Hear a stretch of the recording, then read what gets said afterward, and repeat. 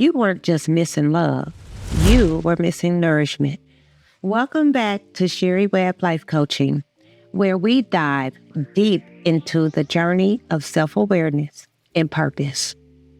This channel is your go-to space for exploring how your undeniable connection with God can transform every aspect of your life.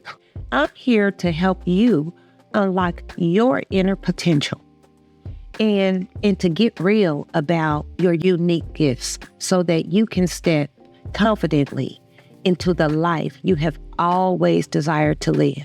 So let's embark on a transformative journey together. You know, we talk a lot about what we went through, but we don't talk enough about what we never got. If you never got affection, how would you know how to give it? If you never got guidance, how would you trust your own direction? If you never got praise, how would you believe you're worth something if you never got praise? Today we're talking about the healing that starts not from fixing what was broken, but from building what was never there. This is about you, reclaiming what you were never given, understanding the emotional void. Let's talk about what you were never given. And I want you to leave, a comment below if you can relate to any of these. Here's one. You were told to stop crying instead of ask what's wrong. Instead of being given nurturing guidance, you figured out the streets or YouTube before you learned to talk to your parents. Here's another one. You weren't given safe boundaries. So instead you were disciplined, but not protected. And as far as affection, you were clothed and fed, but never hugged. When it came to your parents or someone you loved being emotionally available, you opened up just to get hit with silence or worse, shame. When it came to encouragement, no one said, "I'm proud of you." So you learned to overachieve for approval.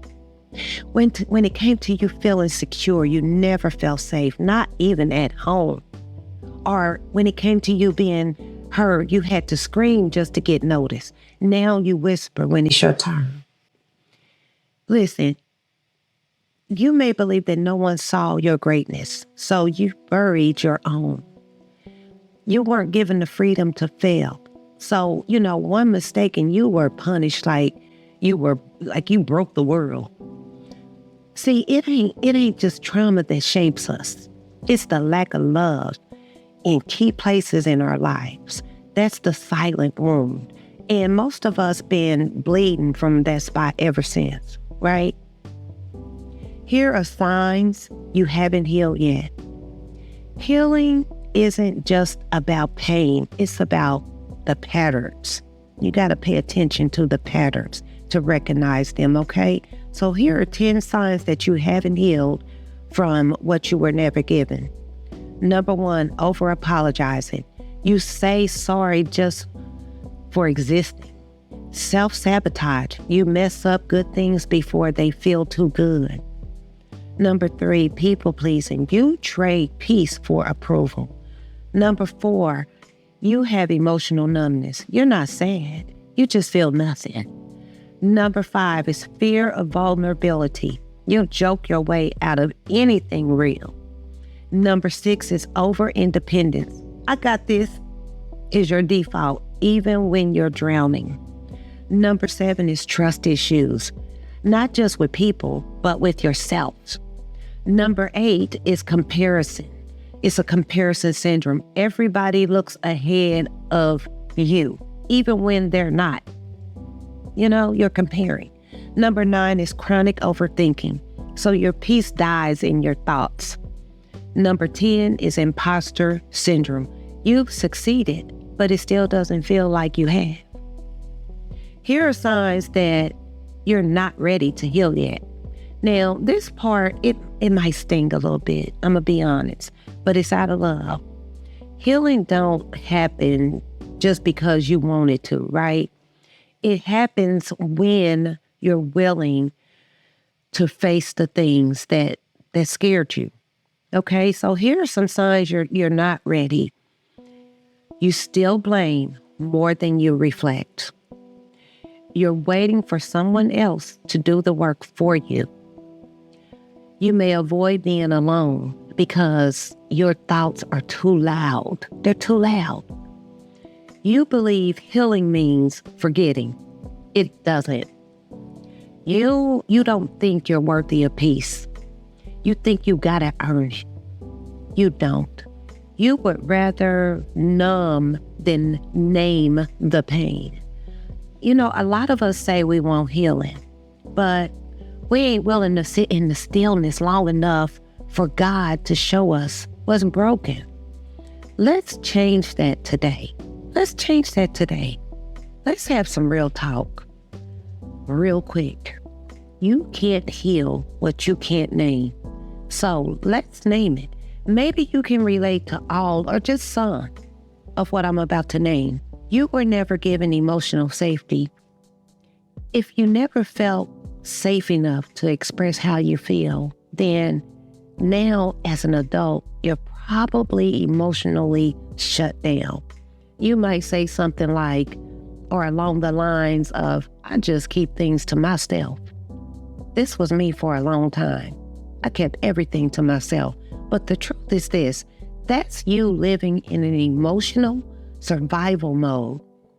Healing means this, it means creating safety for yourself first. You were never given validation. So every time you tried to show up, someone shut you down. I speak from experience. So this teaches you that your emotions don't matter. It teaches you my voice don't matter. I don't matter. So now you don't trust your instincts or your ideas. Healing means learning to validate yourself without waiting for permission. You don't need permission, okay? You were never given consistent love, right?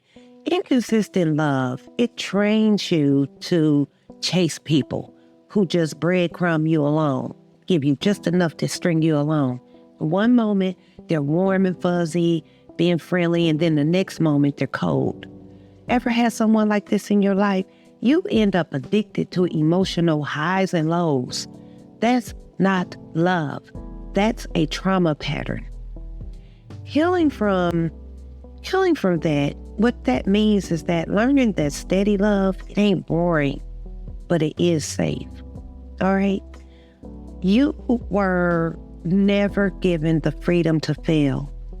So some of us got punished every time we messed up, right? Not corrected, not guided, but punished. So now we fear making a move unless it's perfect. So you may be a perfectionist. That paralyzes purpose. You weren't allowed to be human, only good. Can you relate to that? You know, healing means giving yourself the grace that you were never given. Give it to yourself. Here's another one. You may have never been given encouragement. So you ever sit with yourself and realize, nobody ever hyped me up. Nobody ever said they were proud of me.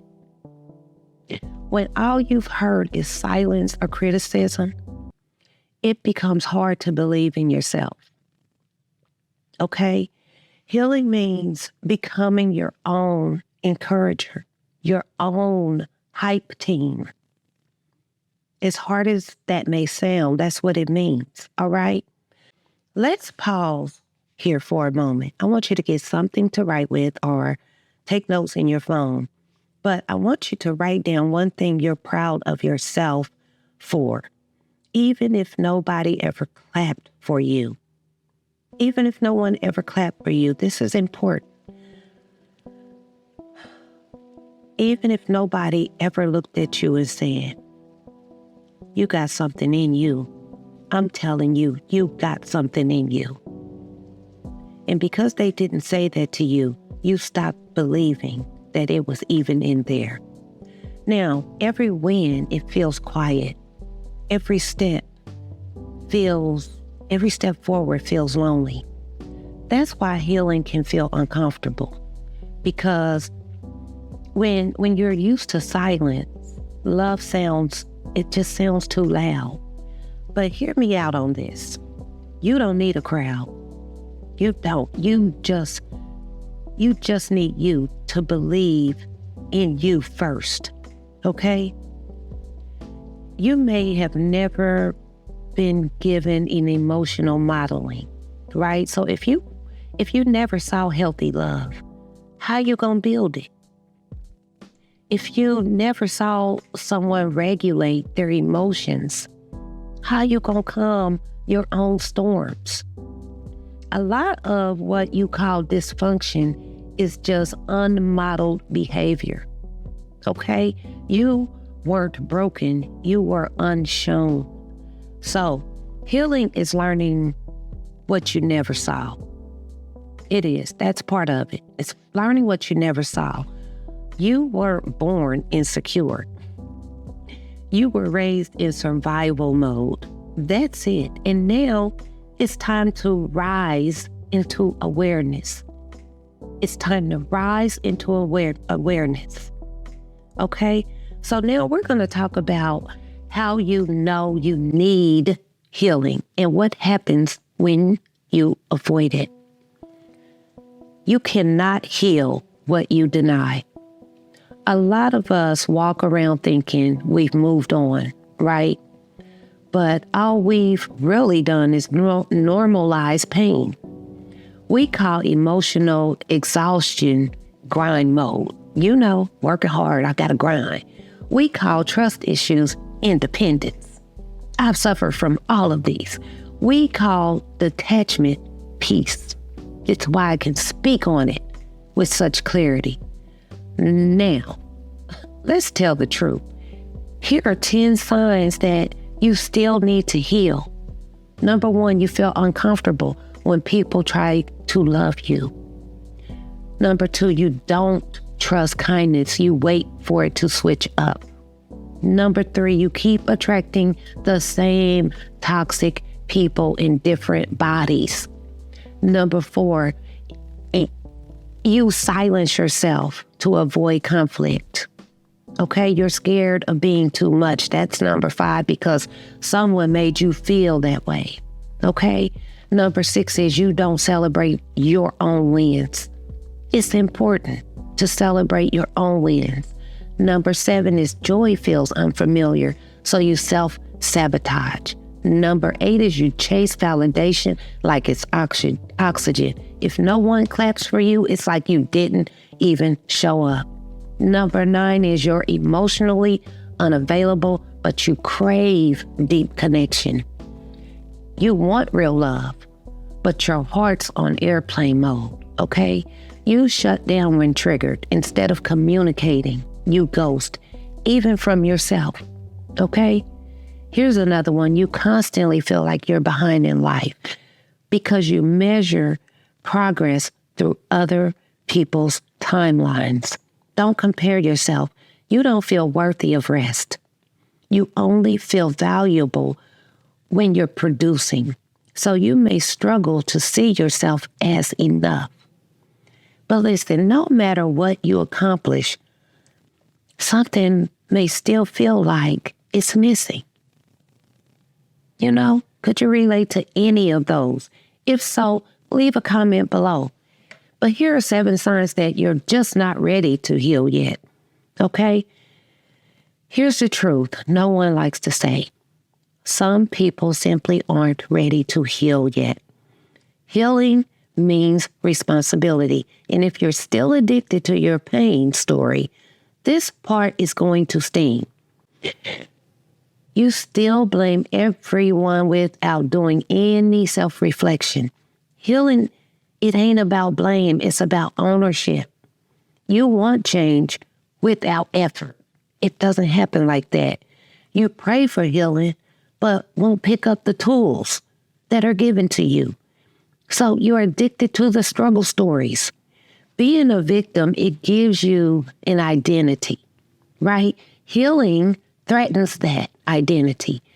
So you may refuse to set boundaries because you're scared to lose people, even if they're toxic. You ghost every time growth gets uncomfortable. Healing is not linear, okay? Sometimes it's messy, but you gotta stay in it. You're more concerned with how you look than how you live. That's another sign. Social media healing, it don't change your soul. Real work happens offline, okay? You think healing means forgetting. No, it does not. It means remembering without the weight. That's deep. So maybe now you see yourself. Maybe you see yourself now. Maybe you feel called out. But more importantly, I want you to feel called up. Now, let's talk about the tools. Let's talk about practices. Let's talk about how you take what you were never given and give it to yourself. So here are some tools to start your healing journey. Now that we've named the wounds, let's talk about how we start healing them, okay? Because healing is not going back to who you were. That's not what healing looks like. It's about becoming who you were always meant to be. Always keep that in mind. That's real healing. So I'm going to equip you with some armor that you can start putting to use today. In other words, I'm going to provide you with some tools that will help you heal. So here's tool number 1. I'm going to call it the mirror exercise. Okay, these are daily self-affirmation practices. So every day, stand in the mirror, look yourself in the eye, and say 3 things. Just 3. I see you, I forgive you, and I'm proud of you. Speak life until it starts to feel real, even if it don't right now, even if you don't believe it right now. Here's the second tool. I want you to journal with intention. Don't just vent. Reflect. Use prompts like, what do I still carry that doesn't belong to me? Who do I still need to forgive, including myself? This is how you start pulling pain out by the root, okay? Here's the third tool I'm gonna give you.